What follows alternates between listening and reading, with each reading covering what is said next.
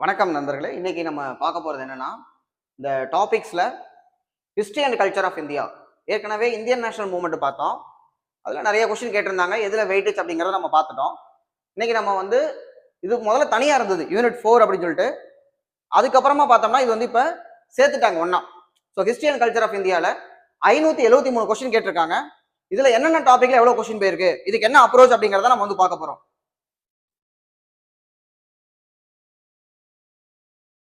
முதல்ல ஆன்ஷியன்ட் இந்தியாவை பொறுத்த வரைக்கும் ரெண்டு டாபிக் தான் இருக்குது. சிந்து சமவெளி நாகரிகம்.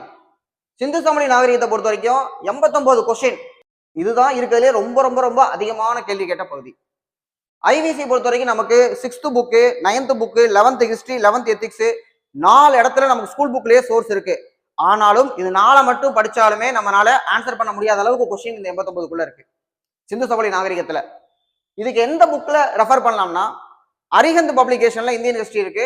அதுல இருக்கக்கூடிய கொஸ்டின் ஒரு அளவுக்கு கேட்டிருக்காங்க. அப்போ ஐவிசியை பொறுத்த வரைக்கும் நமக்கு ஒரு 2-3 பக்கம் தான் நமக்கு தேவை.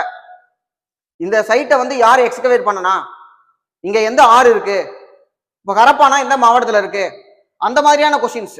அப்புறம் பார்த்தோம்னா ஒரு சுடுகாடு சிமெட்ரி எங்க இருக்கு, R27 அப்படின்லாம் கேட்டிருக்காங்க. கட்சி ஆறு அந்த மாதிரிலாம் போட்டு கேட்கறாங்க. ஸோ இப்போ இந்த மாதிரியான கேள்வியை நம்ம பண்ணோம்னா அந்த அரிஹந்த் படிச்சோம்னா ஓரளவுக்கு நமக்கு கவர் ஆகும். ஐவிசி ஒரு முக்கியமான டாபிக். ஐவிசி பொறுத்த வரைக்கும் நம்ம ஆச்சரியப்படணும். 5000 இயர்ஸ் எகோ, ஏன்னா 3300 அப்படிங்கிறாங்க, 5000 வருஷத்துக்கு முன்னாடி அப்படின்ட்டு. ஸோ அதுல சர்ஜான் மார்சல் கண்டுபிடிச்சது, சார்லஸ் மேஷன் முதல்ல எக்ஸ்பிளைன் பண்ணது, இதெல்லாமே கொஸ்டின் வந்திருக்கு. பட் ஸ்டில் இதுல இருந்து ஒரு கொஸ்டின் அல்லது 2 கொஸ்டின் குரூப் ஒன்றுனா நமக்கு 2-3 கூட எதிர்பார்க்கலாம். சரியா? ஸோ ஒரு முக்கியமான டாபிக். புக்ல இருக்கிறத நம்ம தரவா வச்சிருக்கணும், அது மஸ்ட். அதுக்கு மேல எக்ஸ்ட்ரா பாயிண்டா ப்ரீவியஸ் இயர் கொஸ்டினை நம்ம பார்த்துட்டோம்னா கன்ஃபார்மா ஐவிசியில் ஒரு கொஸ்டின் எடுத்துடலாம். சிந்து சமவெளிக்கு அப்புறமா பார்த்தோம்னா நமக்கு சிந்து சமவெளி மக்களுக்கு குதிரைய தெரியாது, இரும்பு தெரியாது. அப்ப குதிரை மேல உட்காந்து ஒருத்தவங்க இரும்பு வச்சிருக்காங்கன்னா அவங்க தான் ஜெயிப்பாங்களா? அப்ப ஆரியர் படையெடுப்பு, ஆரியர்கள் காலம், வேத காலம். இந்த வேத காலம் அது முன்வேத காலம், பின்வேத காலம், ரிக், யசூர், சாம, அதர்வனம். இந்த வேத காலம் சிலபஸ்ல இல்ல. வேத காலத்தின் இறுதியில் மகாஜன பதங்கள் ஃபார்ம் ஆகுது. 16 மகாஜன பதங்கள். இந்த மகாஜன பதத்துல ரொம்ப பவர்ஃபுல்லா இருக்கக்கூடியது மகதம். இந்த மகதம் அப்படின்னு பார்த்தோம்னா பீகார் பக்கம். அப்போ இந்தியாவிலேயே வலிமை வாய்ந்த பேரரசு அப்படி உருவாகணும்னு பார்த்தோம்னா யார் கங்கை சமவெளியை கண்ட்ரோல் பண்றாங்களோ அவங்க தான் இந்தியா முழுசு ரூல் பண்ணுவாங்க. அப்போ ஃபெர்டைல் கிரவுண்ட் இருக்கணும். அப்ப அந்த இடத்துல மகத பேரரசு முதல்ல இந்தியாவுடைய முதல் டைனாஸ்டி அப்படின்னு பார்த்தோம்னா பிம்பிசார், ஹரியங்க வம்சம். ஹரியங்க வம்சத்துக்கு அப்புறம் சிசுநாக வம்சம், அதுக்கப்புறமா நமக்கு நந்த வம்சம். நந்த வம்சத்தினுடைய கடைசி அரசர் கனநந்தரை தோக்கடிக்கிறவரு சந்திரகுப்த மௌரியர், மௌரிய பேரரசு. இப்பதான் மிகப்பெரிய ராஜா அசோகர் வர்றாரு. இது எதுவுமே சிலபஸ்ல இல்ல. மௌரிய பேரரசுக்கு அப்புறம் சுங்கர்கள் வர்றாங்க. புஷ்யமித்திர சுங்கர் மௌரியருடைய கடைசி அரசரை கொலை பண்றாரு. ஏன்னா இது ஒரு பேட்டர்ன். அரசர் இருக்காரு, அரச பரம்பரை வந்துகிட்டே இருக்கு. கடைசி அரசர் அமைச்சரால் கொல்லப்பட்டார், இவர் அமைச்சர் ஆயிட்டாரு, இவர் அரசர் ஆயிட்டாரு. அதுக்கப்புறம் அரச பரம்பரை போகுது, இவர் கொல்லப்படுகிறார். இப்படித்தான் ஒரு எம்பையரா வந்துட்டே இருக்கும். ஸோ இப்போ எம்பையர் பேஸ்ட் கொஸ்டின்ஸ்ல நமக்கு என்னன்னா கிட்டத்தட்ட 320ல இது பார்த்தோம்னா மைனஸ்ல நமக்கு இருக்குது. இந்த 0ல இருந்து வச்சுக்கிட்டீங்கன்னா அங்கிட்டு 3000 வருஷம் போகுது. அதுக்கப்புறம் நமக்கு பார்த்தோம்னா கிபியில தான் குப்தர்கள் வர்றாங்க. அப்ப இடையில இருக்கக்கூடிய எதுவுமே கொஸ்டினா இல்லையான்னு கேட்டா புத்தரை பத்தின கொஸ்டின் ஒரு 12 கொஸ்டின் கேட்டிருக்காங்க. அது நான் தனியா சொல்றேன். ஸோ எம்பையர் கொஸ்டின்ல சிந்து சமவெளிக்கு அப்புறம் சிலபஸே குப்தாஸ் தான். குப்தாஸ்க்கு 57 கொஸ்டின். குப்தாஸ்க்கு நமக்கு நிறைய கேள்வி வரும். இப்ப ஐவிசியை பொறுத்த வரைக்கும் உங்களுக்கு புக்கே இருக்காது. அந்த சிந்து சமவெளி நாகரிகத்தை இது வரைக்கும் யாரும் படிச்சு வெளியிடல, நம்ம படிக்கவே முடியல. ஆனா நம்ம என்ன சொல்றோம், சிந்து சமவெளி நாகரிகம் திராவிட நாகரிகம் சொல்லிட்டு இருக்கோம். இப்ப இதுல இருக்கக்கூடிய கண்டென்ட் எல்லாமே நமக்கு கிடைச்ச ஹிஸ்டாரிக்கல் எவிடன்ஸ் சம்பந்தப்பட்டது. குப்தாஸை பொறுத்த வரைக்கும் அப்படி இல்லை, புத்தகங்கள் எழுதிடுறாங்க. அப்போ புக்ஸ் அண்ட் ஆதர்ஸ் வருவாங்க, கண்டுபிடிப்புகள் வரும். அதுக்கப்புறம் இவருடைய 2ஆம் சந்திரகுப்தரை பத்தின கொஸ்டின்ஸ் நிறைய வரும். இதுக்கு நமக்கு +1 புக்ஸ், 7th புக்கு படிச்சா போதுமான ஒண்ணு. 6th புக்கு 7th புக்கு நமக்கு இருக்கக்கூடியதுல ஸ்கூல் புக்ல இருக்கிறது. அதுக்கப்புறம் நமக்கு +2 புக்ல பார்த்தோம்னா பேரரசுகள் பத்தி இருக்கக்கூடியது ஸ்கூல் புக்கே போதுமான ஒண்ணு இந்த 57 கொஸ்டினுக்கு. அடுத்து மெடிவல் இந்தியா. மெடிவல் இந்தியா பொறுத்த வரைக்கும் டெல்லி சுல்தானியம் 73 கொஸ்டின். விச் மீன்ஸ் இது ஒரு 60ல இருந்து 65 எக்ஸாம்ல இருந்து நம்ம எடுத்திருக்கோமா. அப்ப 73 கொஸ்டின் அப்படின்னா ஒரு எக்ஸாமுக்கு ஒரு கொஸ்டின் கன்ஃபார்மா வருது. இப்ப டெல்லி சுல்தானியத்தை பொறுத்த வரைக்கும் 5 டைனஸ்டி இருக்கு. அதுல அடிமை மரபு, துக்ளக் மரபு, கில்ஜி மரபு, துக்ளக் மரபு, சையது மரபு, லோடி மரபு. இதுக்குள்ள நமக்கு அடிமை மரபுக்கு ஒரு அளவுக்கு அதிகமான கொஸ்டின் கேட்கறாங்க. அதுக்கப்புறம் பார்த்தோம்னா அலாவுதீன் குல்ஜிக்கு கொஸ்டின் போயிருக்கு. அப்புறம் கடைசியா இப்ராஹிம் லோடி, அவரை பத்தின கொஸ்டின்ஸ் நமக்கு வந்து வந்திருக்கு. ஸோ டெல்லி சுல்தானியம் அரசுகளை பத்தி நம்ம படிச்சுக்கணும். இவங்களுடைய நிர்வாக முறை, இந்த நிர்வாக முறை மட்டுமே குப்தர்கள் சரி டெல்லி சுல்தானியம் எல்லாத்த பத்தி தனியா நம்ம வந்து எடுத்து படிக்கணும். இவங்கள திவானி அரிஸ் அப்படின்னு கேட்டோம்னா ராணுவம், திவானி கோகி அப்படின்னு பார்த்தோம்னா அது வந்து அக்ரிகல்ச்சரு, முகமது பின் துக்ளக் ஆரம்பிச்சது. எம்பிடி பத்தி நிறைய முகமது பின் துக்ளக் பத்தியும் கொஸ்டின்ஸ் வந்து கேட்டிருக்காங்க. So 73 question. அதுக்கப்புறம் பார்த்தோம்னா டெல்லி சுல்தானியத்துல லோடி டைனஸ்டியுடைய கடைசி அரசர் இப்ராஹிம் லோடிய நம்ம பாபர் வந்து தோற்கடிக்கிறார். முதல் பானிபட் போர், இந்தியாவுடைய வரலாற்றையே திருப்பி போட்ட ஒரு போர் வந்து பார்த்தோம்னா இந்த பானிபட் போர். ஏன்னா நான் சொன்னேன், கங்கை சமவெளி யார் கண்ட்ரோல் இருக்கோ அவங்க தான் இந்தியா முழுசி கண்ட்ரோல் பண்ணுவாங்க. கங்கை சமவெளியில நீங்க வந்து பீகார் பக்கத்துல எம்பையர் வச்சிருந்தீங்கன்னா இந்தியாக்குள்ள எப்படி வரணும்? இமயமலை இருக்கு, 2500 கிலோமீட்டர் நீளம், கிட்டத்தட்ட 160 400 கிலோமீட்டர் அகலம் இருக்கு. அது வழியா யாரும் வர முடியாது. அதுல இருக்க கணவாயான கைபர் போலம் தான் வர முடியும். அப்ப இவங்க வந்து இந்தியாவுடைய இந்த பக்கம் மேற்கு பக்கத்துல இருந்து வர்றாங்கன்னா வர்றவங்கள டெல்லியை தாண்டி நம்ம அடிச்சிடணும். அதுக்குதான் பானிபட் குருஷேத்திர போர். அந்த பானிபட்லயே நம்ம வச்சு அடிக்கணும். தாண்டி உள்ள வந்துட்டாங்கன்னா அப்படியே பேட்டில் ஓப்பனா இருக்கும், உள்ள வந்துடலாம். அப்ப அதனால இந்த இடத்துல பானிபட் ஜெயிக்கிறாரு அப்படின்னம்னா அவருக்கு தான் இந்தியா. ஸோ அதுக்கப்புறம் பாபருக்கு அப்புறம் அவருடைய சந்ததிகள் ஒவ்வொருத்தரா வர வர ஹுமாயூனோட பையன் அக்பரு, அதுக்கப்புறம் ஜஹாங்கீர், ஷாஜகான், அவுரங்கசீப், இவங்க கிரேட்டர் முகல். அதுக்கப்புறம் லேட்டர் முகல் வரும்போது பிரிட்டிஷ் வந்து பெரிய ஆள் ஆயிட்டாங்க. ஸோ இப்போ முகலாய பேரரசு, இப்போ டெல்லி சுல்தானியம் சரி படையெடுத்து வந்திருக்காங்க. முதல்ல படையெடுப்பு அப்படின்னு பார்த்தோம்னா இந்த இடைக்கால இந்தியான்னு ஆரம்பிக்கிறது. எங்க பிரிக்கிறீங்க? நமக்கு இந்த பக்கம் டைம் இம்மோமரியல் காலமே இல்ல, கற்காலத்துல இருந்து நமக்கு சிலபஸ்ல சிந்து சமவெளி அப்படியே 712 வரைக்கும் வர்றது. முகமது பின் காசிம் ஒரு அரேபியர் இந்தியாவை தாக்கி கைப்பற்றது சிந்து பகுதி. அதுல இருந்து நமக்கு 1707 1707 அவுரங்கசீப்போட டெத் வரைக்கும் தான் நமக்கு வந்து பார்த்தோம்னா மெடிவல் இந்தியா. இப்போ ஆன்சியன்ட் இந்தியான்னு கேட்டோம்னா 712 712 712 இருந்து 1707 வரைக்கும் இருக்கக்கூடியது மெடிவல் இந்தியா. அப்ப மெடிவல் இந்தியால இவங்க படையெடுத்து வர்றாங்களா? இவங்க இஸ்லாம் மதத்தை சேர்ந்தவங்களா?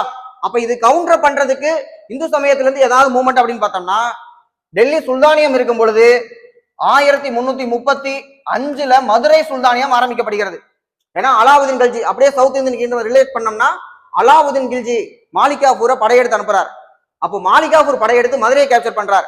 அவர் திரும்பி போனதுக்கு அப்புறம் மதுரையில் இருக்கக்கூடிய சுல்தான் தன்னை சுல்தானை டிக்ளேர் பண்ணிக்கிறார். மதுரை சுல்தானியத்தை மீட்டெடுக்கணுங்கிறதுக்காக 1336 ஆரம்பிக்கப்படுறதா விஜயநகர பேரரசு. இதே மாதிரியே முகலாயர்கள் இருக்கும் பொழுது இவங்களை கவுண்டர் பண்றதுக்காக உருவாகிறவங்க தான் மராத்தியர்கள். ஆக்சுவலா முகல்ஸ் இருக்காங்க, நார்த்ல ரூல் பண்றவங்க சவுத்துல கோதாவரியை தாண்டி வர முடியாது. வரணும்னா இந்த இடத்துலயே பாமணி அரசுகள் உருவாயிருக்கு. இவங்க சன்னி முஸ்லீம் முகலாயர்கள், அவுரங்கசீப் எல்லாருமே, கீழே இருக்கவங்க எல்லாம் சியா முஸ்லிம்ஸ். அப்ப இவங்களுக்குள்ள பிரச்சனை இருக்கும். அப்ப என்ன பண்றாங்க?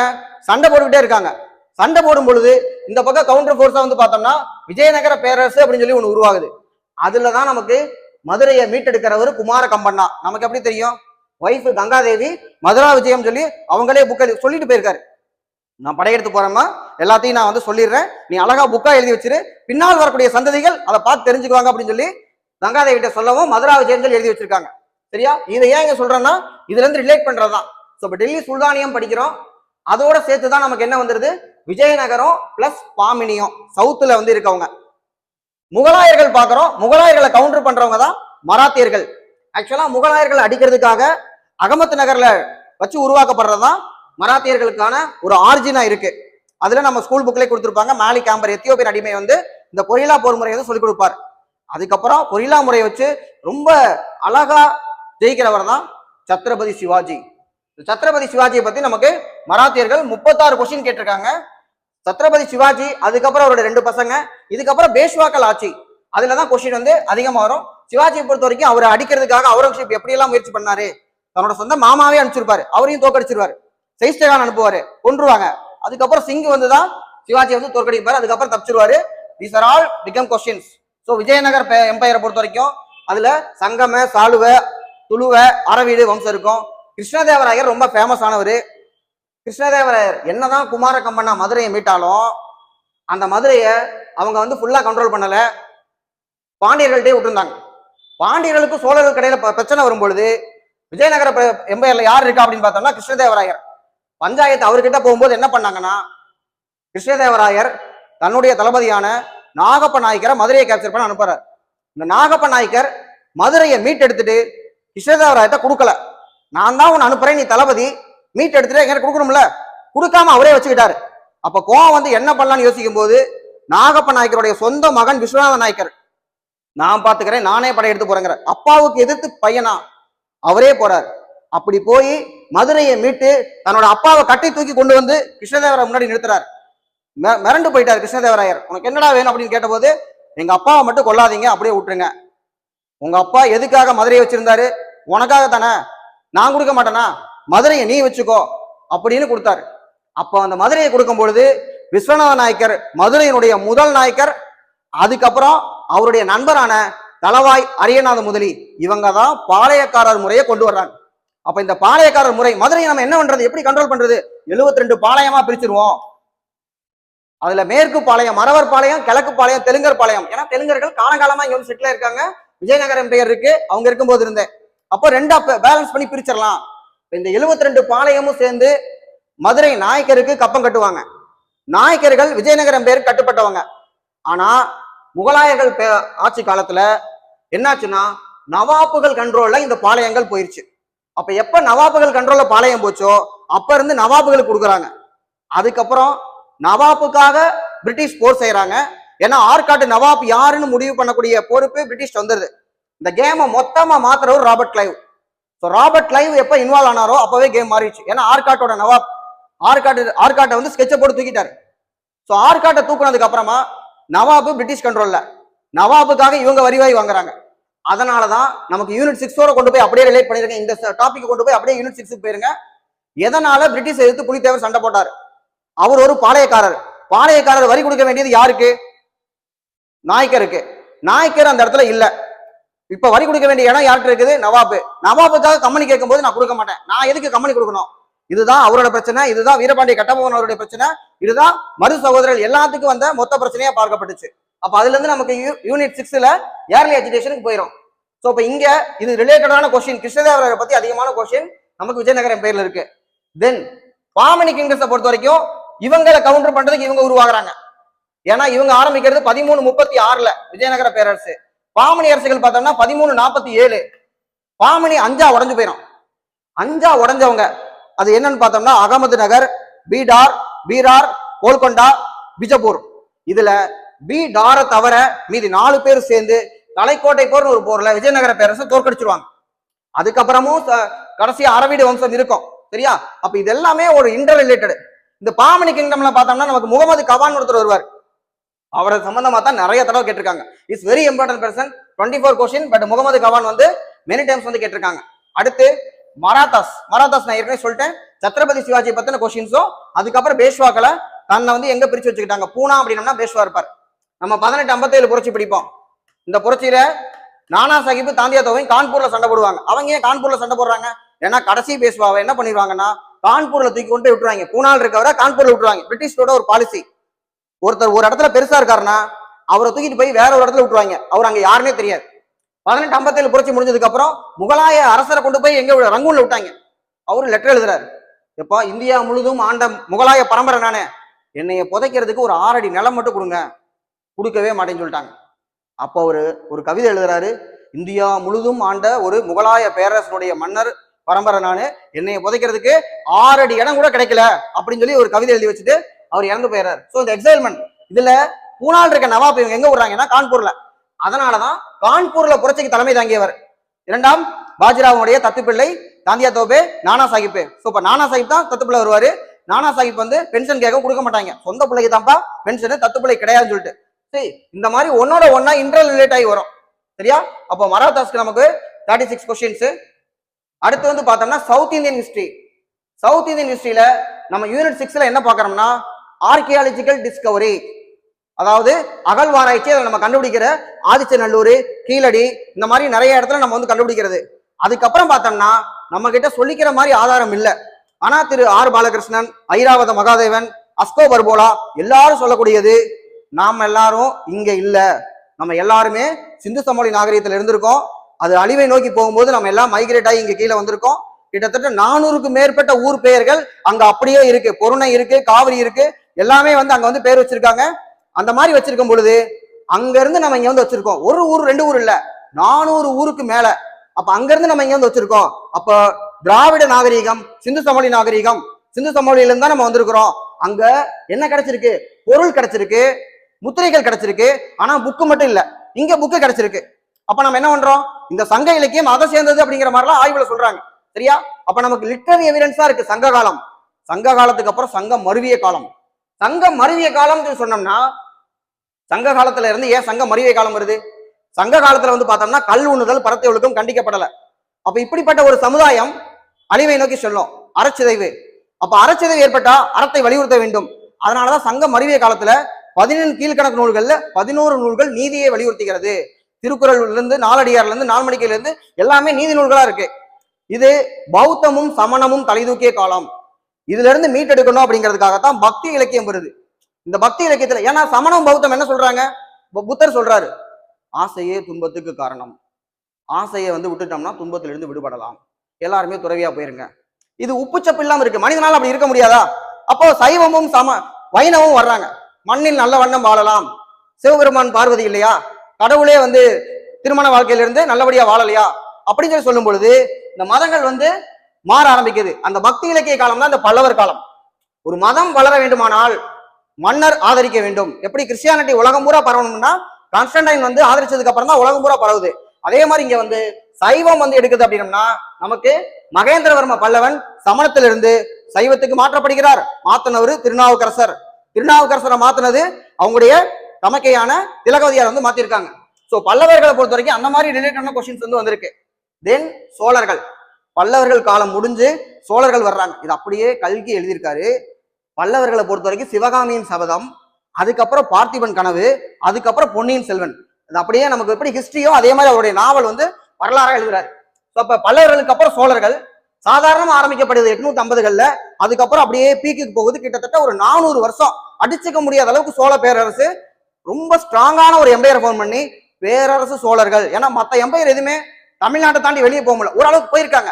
பல்லவர்களே பாத்தீங்கன்னா மகேந்திரவர்ம பல்லவனுடைய மகனான நரசிம்ம பல்லவன் வாதாபிக்கு போய் அடிச்சு தீ வச்சு கொளுத்திட்டு வந்திருக்காரு. புலிகேசி, 2ஆம் புலிகேசியை தோற்கடித்து வாதாபியை தீ வச்சு கொளுத்துறார். வள்ளுவர் சொல்லுவாரு, சிறை நலனும் சீரும் இளரெனினும் மாந்தர் உரைநலத்தோடு ஒட்டல் அரிது.